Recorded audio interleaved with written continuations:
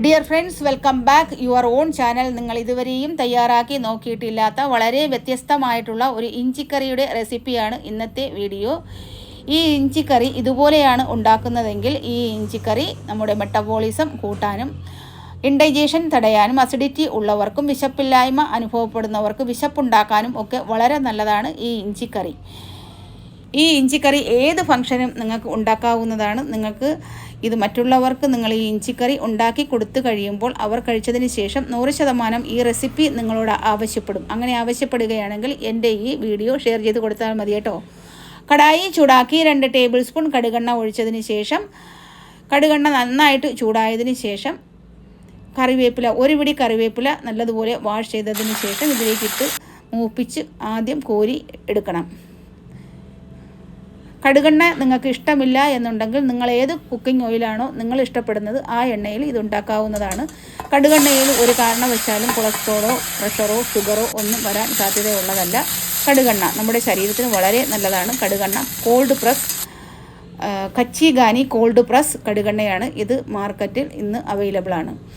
അതിനുശേഷം പുതിന ഒരു പിടി, അതും വറുത്തുകോരി മാറ്റിയതിന് ശേഷം പുതിനയും പച്ചമണം മാറുന്നത് വരെ വഴറ്റിയെടുത്താൽ മതിയാകും. അതിനുശേഷം 3 പിടി മല്ലിയില നല്ലതുപോലെ വാഷ് ചെയ്തെടുത്തതിന് ശേഷം ചെറുതായിട്ട് കട്ട് ചെയ്ത് അതുകൂടി എണ്ണയിലിട്ട് ഒന്ന് വഴറ്റി പച്ചമണം മാറുന്നത് വരെ വഴറ്റിയെടുത്ത് മതിയാകും. ഇത് 3ഉം കൂടി നമുക്ക് ഒരു സൈഡിലേക്ക് മാറ്റി വയ്ക്കാം തണുക്കുന്നത് വരെ. അപ്പോഴേക്കും നമുക്ക് ഇഞ്ചി ഇതിലേക്ക് ഇട്ട് കൊടുത്ത് നല്ലതുപോലെ ഒന്ന് വഴറ്റിയെടുക്കാം. ഇഞ്ചി ഗ്രേറ്റ് ചെയ്താണ് എടുത്തിട്ടുള്ളത്. 250 ഗ്രാം തൂക്കമാണ് ഈ ഇഞ്ചിക്ക് ഉള്ളത്.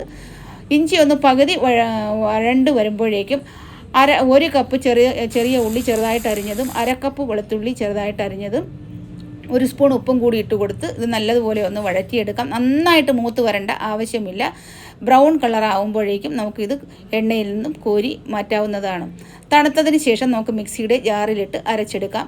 അപ്പോഴേക്കും കടായി ഒരു ചെറിയ ബൗളിൽ 2 ടേബിൾ സ്പൂൺ മല്ലിപ്പൊടി, 1 ടേബിൾ സ്പൂൺ കാശ്മീരി ചില്ലിപ്പൊടി, കുറച്ച് വെള്ളം കൂടി ഒഴിച്ച് നല്ലതുപോലെ ഒന്ന് മിക്സ് ചെയ്ത് മാറ്റി വെച്ചതിന് ശേഷം ഒരു കടായിയിൽ ബാക്കിയുള്ള എണ്ണയിൽ ഒരു 4 പച്ചമുളക് കൂടി കീറിയിട്ട് അതുകൂടി വഴറ്റിയെടുത്ത് മല്ലിയില, പുതിനയില, കറിവേപ്പില ഈ 3ഉം കൂടി ഒരു ജാറിലേക്ക് ഇട്ട് ഈ പച്ചമുളകും കൂടി ചേർത്ത് 1 നെല്ലിക്ക വലിപ്പത്തിലുള്ള പുളി വെള്ളം നല്ലതുപോലെ കലക്കി ആ പുളിവെള്ളം ചേർത്ത് വേണം മല്ലിയിലയും പുതിനയിലയും അരച്ചെടുക്കാൻ. അതുപോലെ ഇഞ്ചിയും പുതിനയിലയും സെപ്പറേറ്റ് ആയിട്ട് വേണം അരച്ചെടുക്കാനായിട്ട്.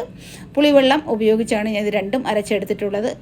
എന്തായാലും 1 നെല്ലിക്ക വലുപ്പത്തിലുള്ള പുളിയാണ് ഞാൻ ടോട്ടലി ഈ ഇഞ്ചിക്കറി ഉണ്ടാക്കാനായിട്ട് ഉപയോഗിച്ചിട്ടുള്ളത്. കടായി ചൂടാക്കി വീണ്ടും 4 ടേബിൾ സ്പൂൺ നല്ലെണ്ണ വേണം ഒഴിച്ചു കൊടുക്കാനായിട്ട്. നല്ലെണ്ണ നല്ലതുപോലെ ചൂടായി വരുമ്പോഴേക്കും കടുക്, വറ്റൽമുളക്, കറിവേപ്പില, ചെറിയ ഉള്ളി ഇട്ട് മൂപ്പിച്ചതിന് ശേഷം നമ്മൾ ഈ മിക്സ് ചെയ്ത് വെച്ചിരിക്കുന്ന മസാല ഇതിലേക്ക് ഇട്ട് കൊടുക്കാം. മല്ലിപ്പൊടിയും കാശ്മീരി ചില്ലിപ്പൊടിയും ഇത് രണ്ടും കൂടി ചേർത്ത് കൊടുത്ത് നല്ലതുപോലെ മിക്സ് ചെയ്തതിന് ശേഷം 1 സ്പൂൺ മഞ്ഞൾപ്പൊടി, 1 സ്പൂൺ കുരുമുളക് പൊടി, 2 സ്പൂൺ ശർക്കരപ്പൊടി, ബാലൻസ് വരുന്ന പുളിവെള്ളം ഇതും കൂടി ഇട്ട് നല്ലതുപോലെ ഒന്ന് മിക്സ് ചെയ്തതിന് ശേഷം നമ്മൾ ഈ അരച്ച് വെച്ചിരിക്കുന്ന പേസ്റ്റ് ഇതിലേക്ക് ആഡ് ചെയ്ത് കൊടുക്കാം. മല്ലിയിലയും പുതിനയിലയും കറിവേപ്പിലയുടെയും പേസ്റ്റാണിത്.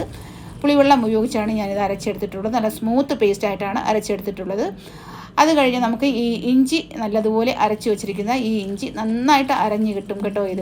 ഇതുപോലെ ചെയ്യുകയാണെങ്കിൽ ഇതുകൂടി ഇട്ട് നല്ലതുപോലെ മിക്സ് ചെയ്ത് യോജിപ്പിച്ചതിന് ശേഷം ലോ ടു മീഡിയം ഫ്ലെയിമിൽ വേണം ഇത് മിക്സ് ചെയ്യാനായിട്ട്. അതിനുശേഷം ഒരു 2 നാരങ്ങയുടെ നീര് കൂടി ഇതിലേക്ക് ഒഴിച്ച് 1 സ്പൂൺ ജീരകപ്പൊടി, 1 സ്പൂൺ ഉലുവാപ്പൊടി ഇത് രണ്ടും കൂടി ചേർത്ത് നന്നായിട്ട് മിക്സ് ചെയ്ത് യോജിപ്പിച്ചതിന് ശേഷം ഈ എണ്ണ മുകളിലേക്ക് വരുന്നത് വരെ ഒന്ന് ഇളക്കി കൊടുത്തുകൊണ്ടേയിരിക്കണം. ഒരു 5 മിനിറ്റ് കൊണ്ട് നന്നായിട്ട് വെന്ത് ഈ എണ്ണയെല്ലാം തെളിഞ്ഞ് എക്സസ് വെള്ളമെല്ലാം വറ്റി നല്ല മണവും ടേസ്റ്റും ആയിട്ട് കിട്ടും ഈ ഇഞ്ചിക്കറി. ഹൈ ഫ്ലെയിമിൽ ഒരു കാരണവശാലും വയ്ക്കരുത്. ഹൈ ഫ്ലെയിമിൽ വെച്ചാൽ ഇത് കുമിളിച്ച് മുകളിലോട്ട് വന്നിട്ട് പൊട്ടി പുറത്ത് തെറിക്കാനും ശരീരം പൊള്ളാനും ഒക്കെ സാധ്യതയുണ്ട്. അതുകൊണ്ട് ലോ ടു മീഡിയം ഫ്ലെയിമിൽ വെച്ച് വേണം ഇളക്കി കൊടുക്കാനായിട്ട്. ഇതുപോലെ എണ്ണ തെളിഞ്ഞ് ഒരു ഡിസൈൻ, നമ്മൾ അത്തപ്പൂക്കളം ഇടുന്നത് പോലെയുള്ള ഡിസൈൻ പോലെയൊക്കെ തെളിഞ്ഞ് എണ്ണ മുകളിലേക്ക് വരുന്ന സമയത്താണ് നമുക്ക് ഫ്ലെയിം ഓഫാക്കാം. നന്നായിട്ട് വെള്ളമെല്ലാം വറ്റി കുറുകി വന്നിട്ടുണ്ട്. തണുത്തതിന് ശേഷം നമുക്കിത് എയർ ടൈറ്റ് ജാറിലേക്ക് കോരി മാറ്റാവുന്നതാണ്. വളരെ ടേസ്റ്റും വളരെ വ്യത്യസ്തവുമായ ഈ ഇഞ്ചിക്കറിയുടെ റെസിപ്പി നിങ്ങൾക്ക് ഇഷ്ടപ്പെട്ടെങ്കിൽ ലൈക്ക് അടിക്കാനും അതുപോലെ തന്നെ നിങ്ങളുടെ ഫ്രണ്ട്സിനും റിലേറ്റീവ്സിനും നിങ്ങൾ ഇഷ്ടപ്പെടുന്നവർക്കൊക്കെ ഇതൊന്ന് ഷെയർ ചെയ്ത് കൊടുക്കാനും, എൻ്റെ ഈ വീഡിയോ ഇതുവരെയും സബ്സ്ക്രൈബ് ചെയ്യാത്തവരാണ് എങ്കിൽ ഒന്ന് സബ്സ്ക്രൈബ് ചെയ്ത് എന്നെ ഒന്ന് സപ്പോർട്ട് ചെയ്യാനും ഒന്നും മടി കാണിക്കരുത്. ഇഷ്ടപ്പെട്ടെങ്കിൽ ലൈക്ക് അടിക്കാൻ മറക്കരുത്. ഇനിയും ഞാൻ ഇതുപോലുള്ള നല്ല നല്ല വീഡിയോകൾക്കായി എന്നെ സബ്സ്ക്രൈബ് ചെയ്ത് സപ്പോർട്ട് ചെയ്യുക. Thank you for watching.